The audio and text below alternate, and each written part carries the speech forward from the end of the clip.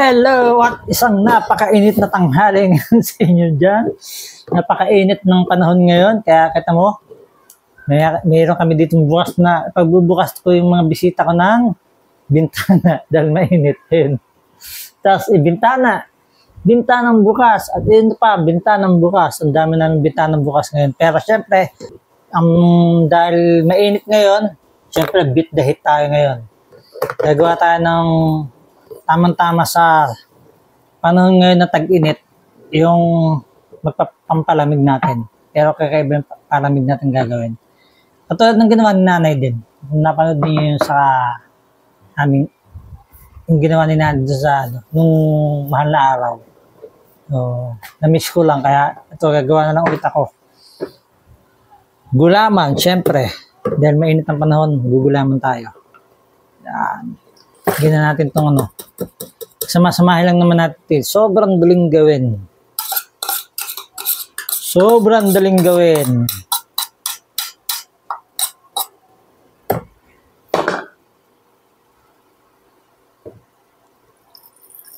Yup.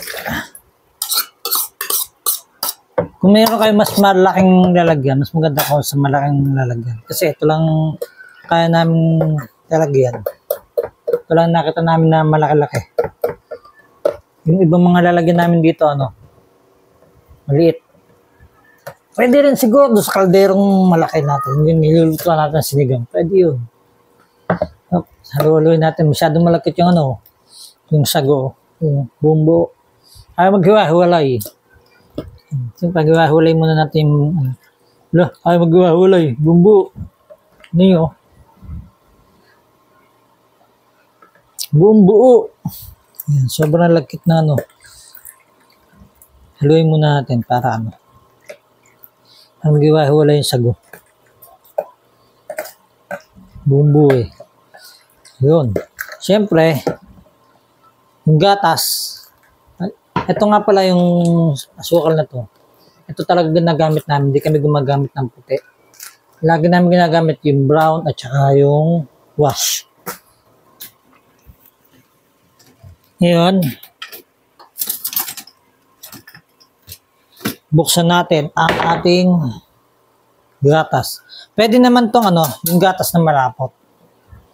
Pwede naman yung gatas na malapot. Matamis na yun. Pwede naman yun na iahalo. Pero mas preferred namin na ganito ang gamitin. Yung malabnaw. Tapos syempre, pag bumili kayo ng ganito, bago nyo buksan, hugasan nyo muna yung ibabaw. Bago nyo butasan kasi minsan maalikabok. So, para malinis din yung babaw. Ay, lalagay lang natin to dito. On. Hatinan natin yan. Sarap. Ito yung ginawa ni nanay nung nung arang Holy Week. Wala ako nun. Sila lang gumawa nun.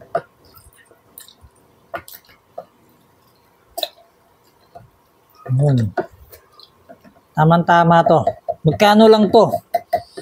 Nang aabot dito. Hindi to aabot ng Magkano ba to lahat na? Total?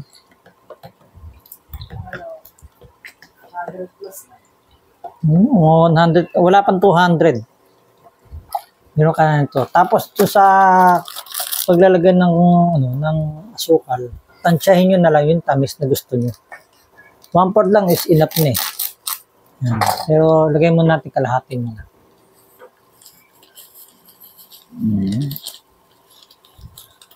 Tapos kailangan haluin natin mabuti para sarap. Siyempre, hindi mawawala yung pampalamig natin.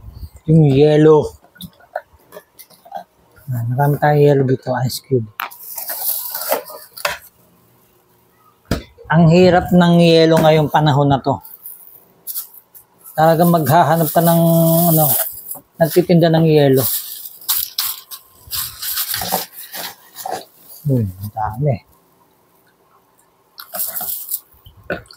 Tunaw pa natin yung asukal. Ay, mga bubo pa yung asukal sa ilalim. Yun.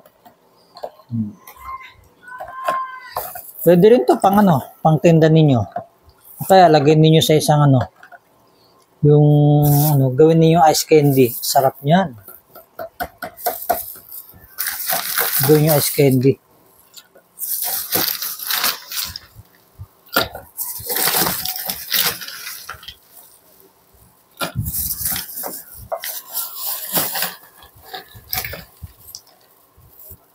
Mas marami yelo, mas masarap.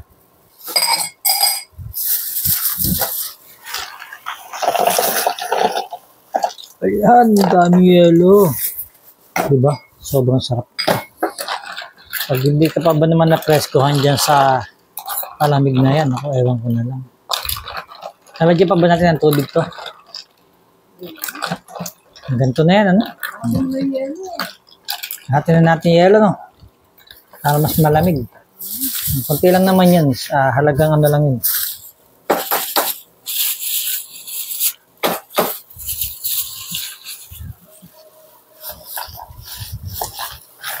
Yun. Hop. Yun. Ang dami. Yan. Meron na tayong palamig. Pero haluin natin kasi ano, namumuo pa yung asukal sa ilalim yun. Tikman natin. Kung depende naman kasi sa inyo yan kung okay na sa inyong tamis.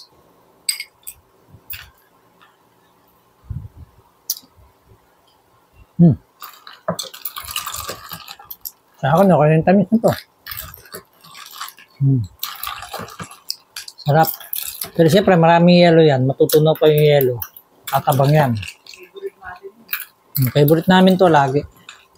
Lahat. Lalo na si unan ako. Pag nakita na naman to. Tapos magmimerienda na tayo. Ang palaman. Anong palaman ito? Sarap. So, si nanay, dadalhan na lang namin kasi sobrang init talaga dito. Parang pugon. Kaya tamang-tama lang to. Pwede naman natin si pakatin na saglit lang. Pakatin na natin si nanay para matikman niya itong ginawa natin. Total, maghahapon na rin naman. Medyo, nabawasan na yung init. Pwede na papanagin si nanay dito. Para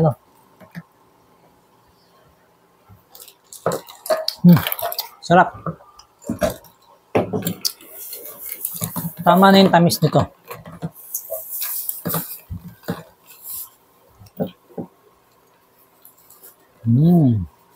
Ba? Pwede nyo itong ibenta. Pampalamig. Pwede rin gawin ninyo ice candy. Sarap nito. Sarap po. Ang sarap. Grabe. Ako, sa akin tama na yung ganung katamis. Ayoko ng sobrang tamis. Umay ako. Sarap.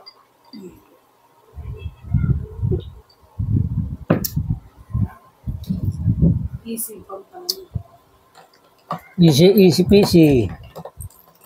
Easy peasy. Anong palamig. Gano'n lang kasimple. May mga tagsa-10 piso lang nito. Sa mga nabibili nga dyan, mas marami pa yung tubig. Ito, wala tayong hinalang tubig dito. Matutunaw na lang yung yelo, yun na lang yung hahalo sa kanya. Pero more on yan, puro gatas lang siya. Gatas lang tsaka asukal. Yun lang. Sarap. Sarap. Tayo naman natin sa nanay.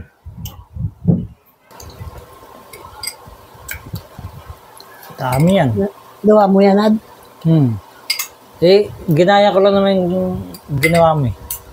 Parang ang sarap, ang dami yelo, ha? Wow. Ano pa din ang suwa dito sa Ralo?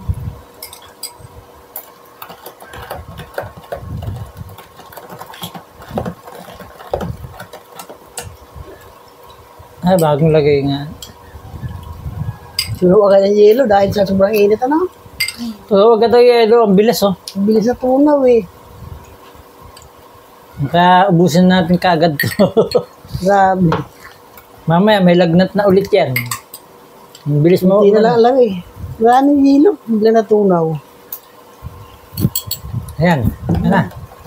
Ayun. Thank you Lord. Salamat sa merienda. Sarap.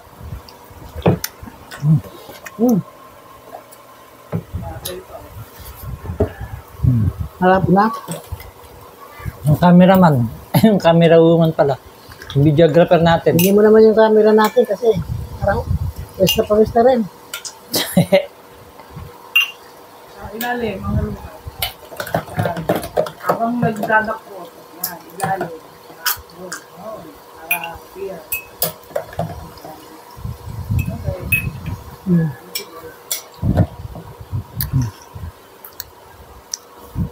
Tinapay. May pa naman dito eh. Harap ba? Tama lang ang tamis.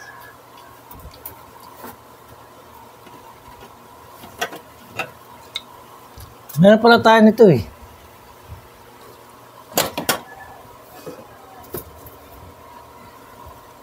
Wala na pala tayo pa naman.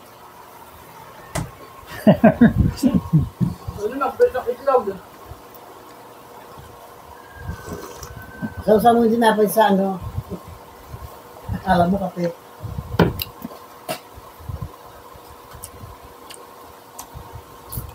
So, yun lang. Salamat sa panonood. Huwag niyo kalimutan, subscribe na kayo. Nad Cruz po. Yan tayo.